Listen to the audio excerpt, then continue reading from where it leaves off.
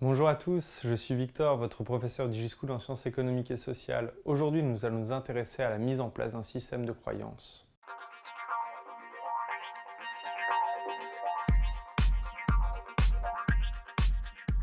Alors, mise en place d'un système de croyances, on va s'intéresser toujours sur la société française dans le chapitre justice sociale et inégalité, ou égalité. On va s'intéresser du coup à savoir si le modèle de méritocratie français permet-il d'engendrer l'égalité. Alors, du coup, deux notions qui vont être à définir, enfin qui vont être plutôt à comprendre plutôt que de définir bêtement. On va s'intéresser à tout d'abord à la notion de méritocratie. La notion de méritocratie, du coup, c'est le fait que le système français aurait une tendance à promulguer certaines personnes au détriment d'autres. C'est-à-dire qu'on aurait une tendance à récompenser le mérite. Plutôt l'idée selon laquelle à l'école, si je prends l'exemple de l'école pour qu'on comprenne un petit peu, vous allez avoir deux types d'élèves. Vous allez avoir l'élève qui va être méritant, qui va avoir 12 de moyenne, qui va avoir travaillé tout au long de l'année, qui aura fait preuve de sérieux et que les professeurs au conseil de classe vont encourager. Et vous aurez l'autre élève qui aura 12, 12,5, la moyenne un petit peu similaire. Mais les professeurs vont considérer qu'il n'exploite pas encore tout son potentiel. Et lui, au contraire, par exemple, on va considérer que son attitude n'est pas la bonne face au travail.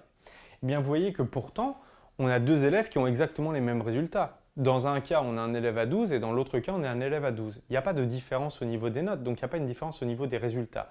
Ce qui va définir la différence entre ces deux profils, c'est l'idée de mérite. C'est qu'il y en a un qui va mériter ce qui lui arrive, donc qui va avoir tiré le maximum de son potentiel, à condition déjà, vous voyez, c'est pour ça que j'avais mis en place un système de croyance, c'est l'idée déjà de croire qu'il y a des potentiels. D'accord ? C'est déjà une idée très métaphysique, tout ça. Mais bon, passons là-dessus. Et de l'autre, c'est de considérer que l'autre personne ne fait pas ce que l'école attend de lui. D'accord ? Donc l'école attend que vous soyez méritant. Des personnes qui méritent ce qui leur arrive. C'est un petit peu cet adage populaire aussi du « quand on veut, on peut ». D'accord ? Ou alors « rien n'arrive par hasard ». Voilà. Donc toute cette idée de mérite, finalement, ça devrait engendrer l'égalité d'une certaine manière. Pourquoi ? Parce que notre système éducatif, notre système du coup de pensée, le système de pensée française, considère que du coup les hommes devraient naître libres et en gros droit, d'accord ? Toutefois derrière, on a une tendance à féliciter les plus méritants, à récompenser les plus méritants. Et du coup, on aurait cette idée de justice sociale. L'idée de justice sociale, c'est très simple. C'est que les pouvoirs publics interviennent de façon à réglementer ce qui est juste, ce qui doit être, ce qu'on a le droit de faire, ce qu'on a le droit de continuer de penser, ce qu'on a le droit de dire, ce qu'on a le droit de faire, et ainsi de suite. Et donc ce système de justice sociale, la question, c'est est-ce que le fait qu'on ait des institutions, d'accord, différentes structures, différentes lois, différentes normes, est-ce que ça fait que les individus se comportent tous de la même manière et ont tous assimilé le même schéma de pensée ? Est-ce que du coup les individus sont tous égaux par rapport aux situations qui sont proposées par la société, par rapport à l'accès à un emploi? Est-ce que tous les individus sont égaux? Est-ce que tous les individus ont le même accès au savoir? Est-ce que tous les individus ont le même accès à la culture? Est-ce que tous les individus ont le même accès au sport? Et ainsi de suite. Est-ce qu'un obèse, il a l'accès au football?